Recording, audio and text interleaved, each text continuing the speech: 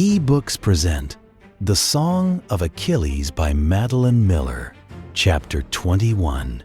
With the raids came the distribution.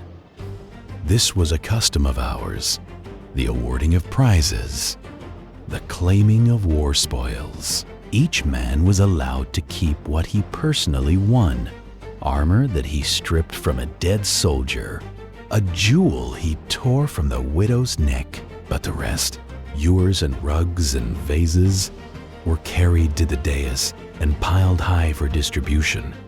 It was not so much about the worth of any object as about honor. The portion you were given was equal to your standing in the army.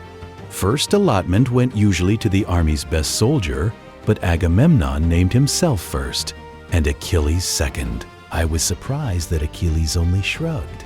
Everyone knows I am better. This only makes Agamemnon look greedy. He was right, of course, and it made it all the sweeter when the men cheered for us, tottering beneath our pile of treasure, and not for Agamemnon.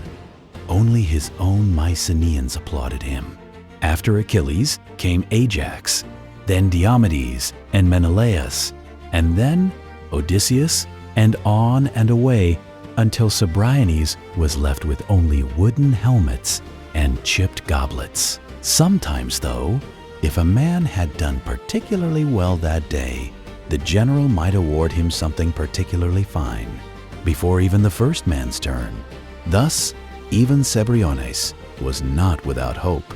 In the third week, a girl stood on the dais amidst the swords and woven rugs in gold.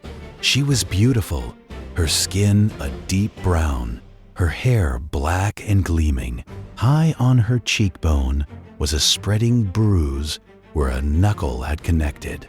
In the twilight, her eyes seemed bruised as well, shadowed as if with Egyptian coal. Her dress was torn at the shoulder and stained with blood. Her hands were bound. The men gathered eagerly. They knew what her presence meant. Agamemnon was giving us permission for camp followers, for spear wives and bed slaves. Until now, the women had simply been forced in the fields, and left in your own tent was a much more convenient arrangement. Agamemnon mounted the dais, and I saw his eyes slide over the girl, a slight smile on his lips. He was known, all the house of Atreus was, for his appetites. I do not know what came over me then, but I seized Achilles' arm and spoke into his ear. "Take her." He turned to me, his eyes wide with surprise. "Take her as your prize before Agamemnon does. Please." He hesitated, but only a second. "Men of Greece." He stepped forward, still in the day's armor, still smeared with blood. "Great king of Mycenae." Agamemnon turned to face him, frowning. "Pelides, I would have this girl as my war prize." At the back of the dais, Odysseus raised an eyebrow. The men around us murmured. His request was unusual, but not unreasonable. In any other army, first choice would have been his anyway. Irritation flashed in Agamemnon's eyes. I saw the thoughts turn across his face. He did not like Achilles, yet it was not worth it, here, already, to be churlish. She was beautiful, but there would be other girls. "I grant your wish, Prince of Phthia. She is yours." The crowd shouted its approval. They liked their commanders generous, their heroes bold and lusty. Her eyes had followed the exchange with bright intelligence.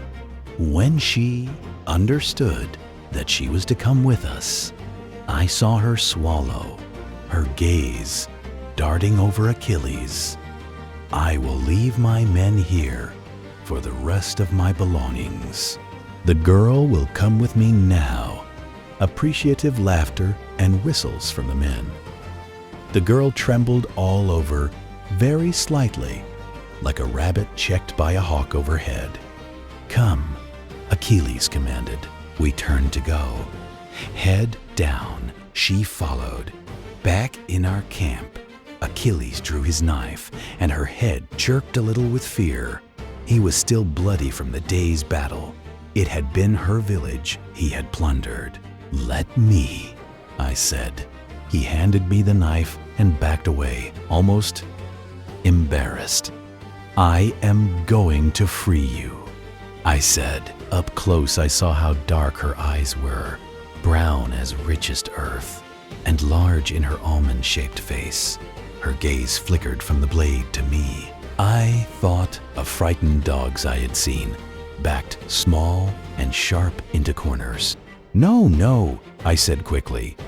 "We will not hurt you. I am going to free you." She looked at us in horror. The gods knew what she thought I was saying.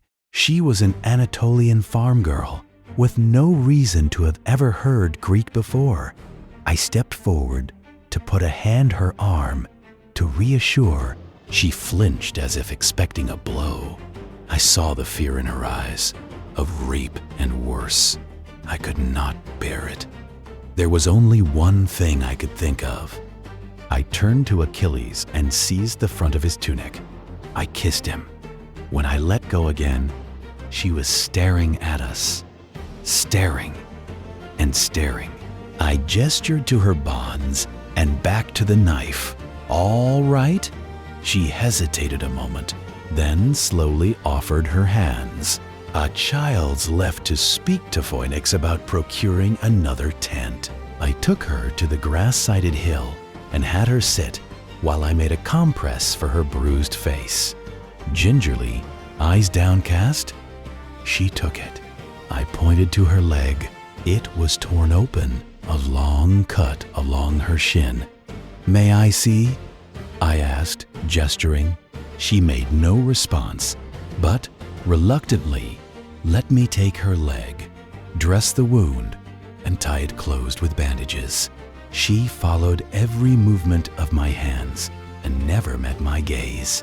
After, I took her to her new pitched tent. She seemed startled by it, almost afraid to enter. I threw open the flap and gestured. Food, blankets, a ewer of water, and some clean cast-off clothes. Hesitating, she stepped inside, and I left her there, eyes wide, staring at it all. The next day, Achilles went raiding again. I trailed around the camp, collecting driftwood, cooling my feet in the surf. All the time I was aware of the new tent in the camp's corner. We had seen nothing of her yet. The flap was shut tight as Troy.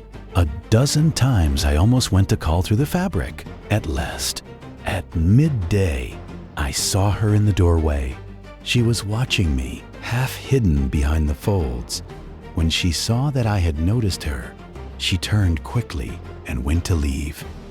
"Wait," I said. She froze. The tunic she wore, one of mine, hung past her knees and made her look very young. How old was she? I did not even know. I walked up to her. "Hello." She stared at me with those wide eyes. Her hair had been drawn back, revealing the delicate bones of her cheeks. She was very pretty. "Did you sleep well?" I do not know why I kept talking to her. I thought it might comfort her. I had once heard Chiron say that you talk to babies to soothe them. "Patroclus," I said, pointing at myself. Her eyes flickered to me, then away. "Patroclus," I repeated slowly. She did not answer, did not move. Her fingers clutched the cloth of the tent flap. I felt ashamed then. I was frightening her. "I will leave you," I said. I inclined my head and made to go. She spoke something so low I could not hear it. I stopped. "What? Briseis?" she repeated. She was pointing to herself. "Briseis?" I said. She nodded, shyly. That was the beginning. It turned out that she did know a little Greek, a few words that her father had picked up and taught her when he heard the army was coming. Mercy was one. Yes, and please. And what do you want? A father teaching his daughter how to be a slave. During the days, the camp was nearly empty but for us. We would sit on the beach and halt through sentences with each other. I grew to understand her expressions first, the thoughtful quiet of her eyes, the flickering smiles. She would hide behind her hand. We could not talk of much in those early days, but I did not mind. There was a peace in sitting beside her, the waves rolling companionably over our feet. Almost, it reminded me of my mother, but Briseis's eyes were bright with observation, as hers had never been. Sometimes in the afternoons, we would walk together around the camp, pointing to each thing she did not know the name of yet. Words piled on each other so quickly that soon we needed elaborate pantomimes. Cook, dinner, have a bad dream. Even when my sketches were clumsy, Briseis understood and translated it into a series of gestures so precise that I could smell the meat cooking. I laughed often at her ingenuity, and she would grant me her secret smile. The raiding continued. Every day Agamemnon would climb the dais amidst the day's plunder and say, "No news."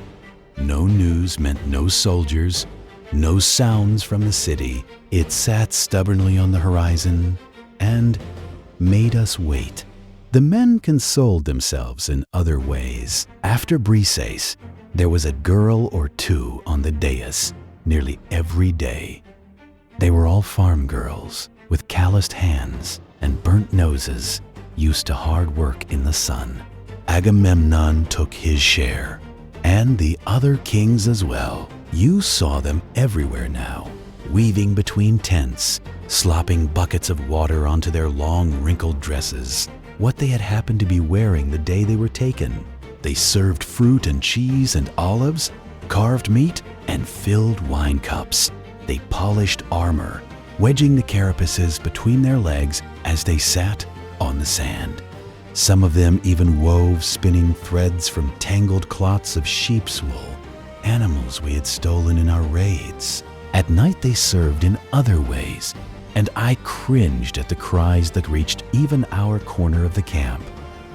I tried not to think of their burnt villages and dead fathers, but it was difficult to banish.